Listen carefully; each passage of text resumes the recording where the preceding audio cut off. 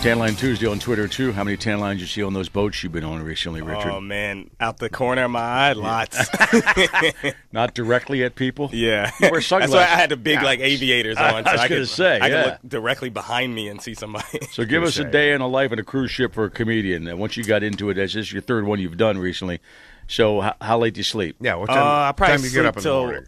On an early day, probably around 11 or 12. Got it. On an okay, early that's day. an early day because you stay up all night, right? Yeah, but have a little. Is it breakfast or brunch? I go to the lunch. I'm not a I'm big on breakfast food anyway. So I go to the buffet. Right. Get a mix of. Starting to get recognized everything. now on these cruises.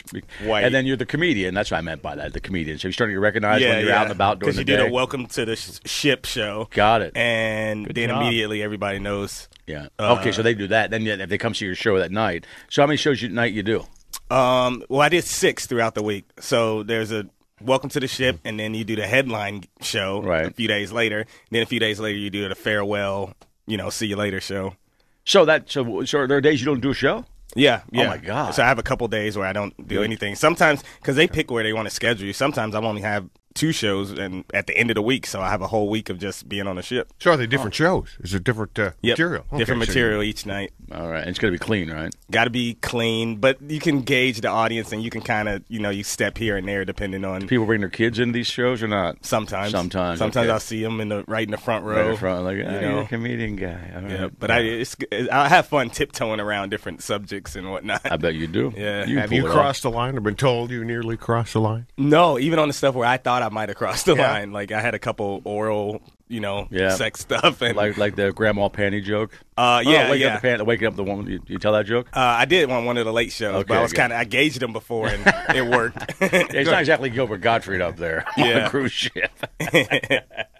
Well, one night I got Amy Winehouse drunk one night. Though, really? Man. It was it was terrible. I woke up. I had a glow stick around my head. Really? And barbecue sauce in my hair.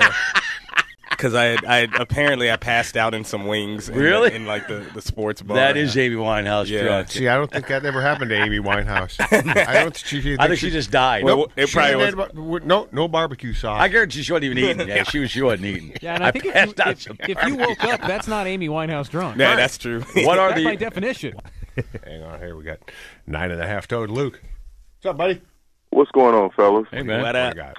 First off, Mr. Reese, I'd like to thank you for upliving the stereotype. Most black man I know that'll fall asleep at a bar and get barbecue sauce in his Jerry curl. Barbecue sauce in the Jerry curl.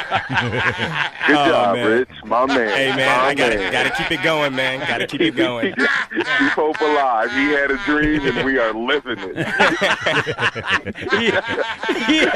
he had a dream, and we are living it. That's the best line. Oh, man. That's great. Hey, if you like the cartoon, give it a thumbs up. If you really like it and you want to see more, and you will, click subscribe. If you really, really like it, share it.